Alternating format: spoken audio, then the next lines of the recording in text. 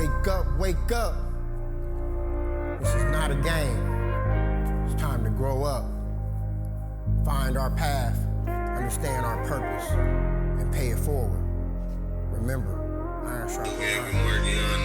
Iron sharpens iron every day. That's what they say. Now that's what men do.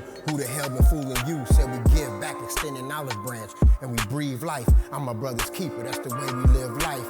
Iron sharpens iron every day. That's what they say. Now that's what men do. Who the hell been fooling you? Said we give back, extending olive branch, and we breathe life. I'm my brother's keeper. That's the way we live life.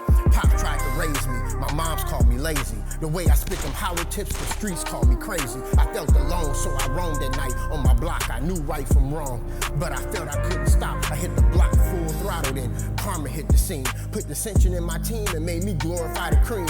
First tried to save my soul, thought I had sold it to the devil. Moms kicked me out the crib, swore up and down I was the devil. Hit the block without a purpose, felt too right to be wrong. Now I'm in the system, turned the victim, writing you this song. Though these tears cloud my vision, I can see a brighter day. And since I know this path is wrong, I'ma head the other way. I got my head screwed on straight and got direction in my life. I'm on my knees begging, please, asking the Lord in my life. Pain and strife beat me down, I feel vulnerable and weak. Carrying the world on my shoulders, trying to regulate these streets. Told my mama I was sorry, told my pops I was sorry. When my brother needed me most, I wasn't there, I swear I'm sorry. But I was lost on this earth, didn't know which way to travel. Like a fisherman at sea, in a canoe with no paddles. Fighting battles that wasn't mine, I got addicted to the crime. A victim of my past decisions had me sitting out that time. I ain't crying, I'm just dying from all the pain that's inside. Had me fetal like an infant, trying to hide what's inside. Facing realities like a gun blast, it's harsh and it hurts. But we must clean the dirt in order for this 360 to work. My little brother caught a 4.5, 3 inches under his left eye. I thought the brother was bye-bye, ever since then I've been dry-eyed. I'm cried out, and my heart's cold, so I was chill, had my emotions numb. I couldn't tell you how I feel. Under them prison covers, reminiscing, smile on my face was out of place, but I felt blessed, that's why that smile was on my face. Chill. Iron sharpens iron every day, that's what they say. Now that's what men do. Who the hell been fooling you? Said we give back, extending olive branch, and we breathe life. I'm my brother's keeper, that's the way we live life. Iron sharpens iron every day, that's what they say. Now that's what men do. Who the hell been fooling you? Said we give back, extending olive branch, and we breathe life. I'm my brother's keeper, that's the way we live life. Chill. Wake up. Take it from somebody who knows the experience, knows the journey, shares the pain. 26 years in prison, and it wasn't until I held myself accountable and decided to change the narrative that I was able to find that inner peace to sustain. Recognizing that if I don't change, I'm gonna continue to get the same results, and there are other people watching me, so I had to pay it forward. Iron sharpens iron every day. That's what men do. Over here with Margiano.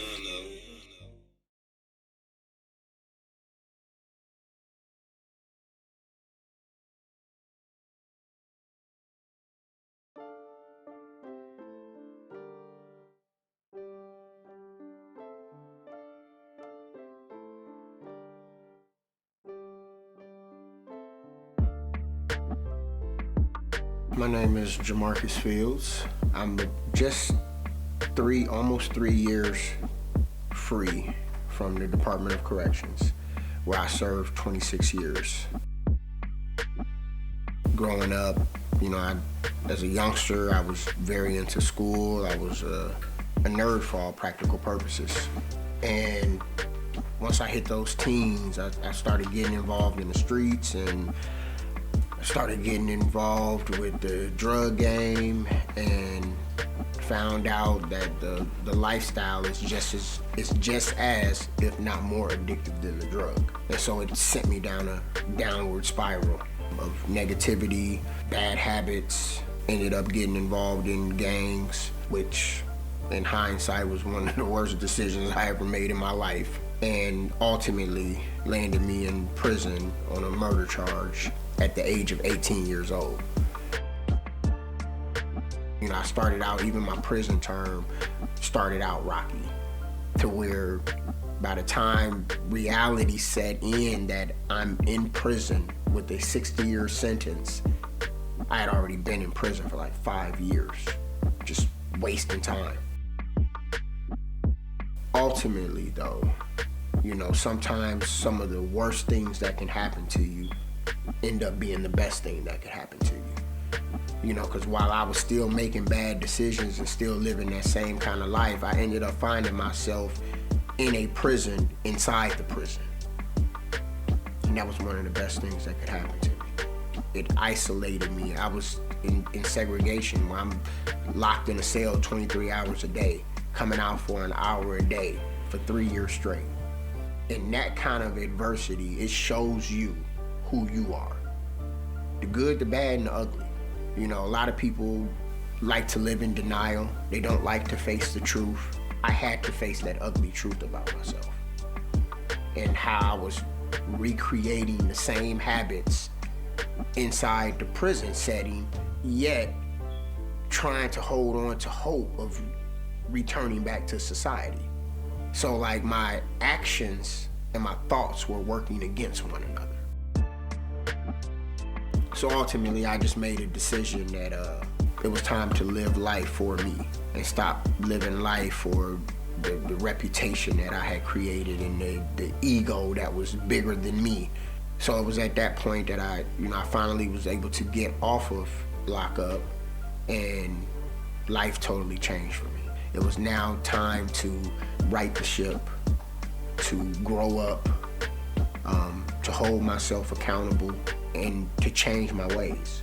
And I did that. Kind of alienated myself in order to better myself.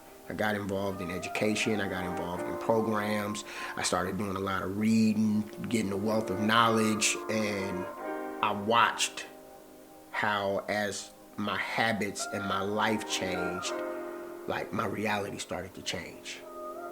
I started to, I'm now sowing good seeds, so I'm getting good, I'm reaping good. And that continued to motivate me. Then I started leveling down. I left the level 5 facility in Michigan City. I made it to a level 2, 3, and I came alive. It was like being in that maximum security facility that I felt buried alive because it seemed as if there was no light at the end of the tunnel. I sat in Michigan City for, 13 and a half years, and never saw anybody leave and go home. That was discouraging. Things in the moment that you really don't realize, I went 13 years not seeing a tree. You don't understand the magnitude of that until you get from behind the wall and you see a tree, and it just blows your mind. I kept on the same track, it was all about programs, it was all about education for me, and just filling up this imaginary toolbox with as much knowledge, as much skill set as I possibly could to prepare me for whatever I may encounter when I walk out of this prison door, because now I see the light at the end of the tunnel. I remember, just in leisure conversation one day, a guy telling me about the reentry center, the work release, but that they didn't accept long-term violent offenders. Within 6 months, that policy had changed. So now I'm eligible to get to work release. Looking at a guy who's done more time in prison than I have in society. Even to this day in my life, I've still served more time in prison than I have in society. So to me, it was a no-brainer that I need help adjusting and assimilating back into society. So for me, it was work release. I signed up and ultimately got accepted. Was hype, I was very happy, but was nervous at the same time. Because again, I had been incarcerated for so long, watching TV, I could tell that the world had changed so much that I'm like, will I be able to actually function in the world? Will I stand out so much that I'll be outcast? I remember when, they came and told me to pack up middle of the night, like 1, 2 o'clock in the morning. So I pack all my stuff up, and then I'm sitting around waiting, and then they're like, okay, well, we're headed to receiving and release. And, you know, I'm just standing there at the door, and the officer's like, you know, okay, come on, let's go. I'm like, you're not gonna cuff me up? He's like, no, you on your way to work release. Like, cuff you up for what? I'm talking about, my eyes started watering. Serious? And he was like, yeah. He was like, now, let's go. And I literally walked right out the front door. Got into the vehicle, you know, it wasn't one of the vehicles with the cage and steel seats. Like, I got into a regular van with soft seats, and, you know, I was in a regular vehicle. Hadn't done that in forever. So that whole ride, I was just wide-eyed. I'm looking at everything during the drive, and just, you know, we had like a 2-hour drive, and I was wide-eyed the whole 2 hours. Get to work release, and, you know, it's the same thing. You get out, get your stuff, you come in, and I was able to wear regular clothes from the facility to work release. There were some other guys who came in the same day I did, and they came in those jumpsuits, and they got to work release, and they were immediately like, take those off. Like, we don't do that here. Like, you're residents here, you know. And just walking in, that transition was made to be so much easier because they didn't treat us like inmates anymore. The work release was a godsend for me. Being gone that long, clearly I came back with nothing. Didn't own nothing, bodies changed, I don't have no clothes, I didn't have nothing. So it awarded me not only an opportunity to adjust, you know, my humanness with society, it gave me a chance to put me in a position to succeed. Able to go to work, able to save money. In the process of getting out and about, I'm redeveloping my social skill set, which was null and void inside. You know, inside, like, at best, the conversation is about what we used to do. And that's a whole different type of lifestyle. You know, you don't get many constructive conversations that fuel you. So it was like coming out, I was real quiet initially, because it's like, I really don't have nothing to talk about but prison. And I don't want every time I open my mouth to be saying something about prison. So I immediately made the decision that I was going all in. You know, I'm at a place that I asked to be at. So I'm gonna give it 100%. I'm gonna give it my all. I'm gonna let work release work. I'm gonna let it be work release. And I got involved in everything. When I say I went to Ivy Tech, got another trade, learned welding. I started going to the Civic Theater, which ultimately led to me doing some acting.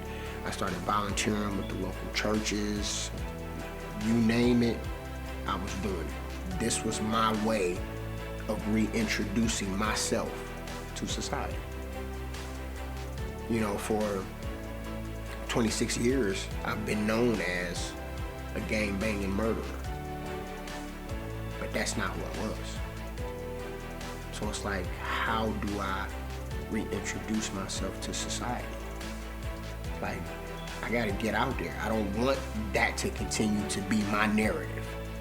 I don't want, you know, when people meet me and want to know, you know, okay, well, you know, who is this guy? What's his story? And then go to Google me, and the only thing pops up is, you know, Fields versus State. You know, I wanted to change the narrative. I wanted to add substance to who Jamarcus Fields was. And thankfully, the warden and the staff at the work release allowed me to, in a sense, spread my wings. I mean, they supported me. They understood I had been gone a long time. They seen the passion, they seen the genuineness in me, and they allowed me to do a lot of things. You know what I mean? To some degree, you know, when it comes to, you know, There was a cluster of us long-term offenders who were all there at the same time. You know, all of us ultimately got involved in the theater and did plays, and they allowed us to almost kind of change the narrative of work release, because they seen the struggle, yet they seen the passion and the drive of us wanting to figure this out, us wanting to right the ship, us wanting to do good, wanting to do right. And so they allowed us to do that. They allowed, you know, the warden pushed the central office for certain things that hadn't been done before, and got them to see where we were and what we were trying to do, and they gave us that chance. And again, it made a world of difference. You know, like I said, I've been out here almost 3 years now. And while it's been adventurous, there's been no deterrence. There's been no real obstacles other than the ones I create for myself. It's going to be a process, and I had to just accept and acknowledge that, because again, I'm battling 26 years inside a prison. So, you know, there was no way I could come out here, work release or no work release, and think there wasn't going to be some lasting effects. I don't know how long they're gonna last, but life has been good. Life has been good.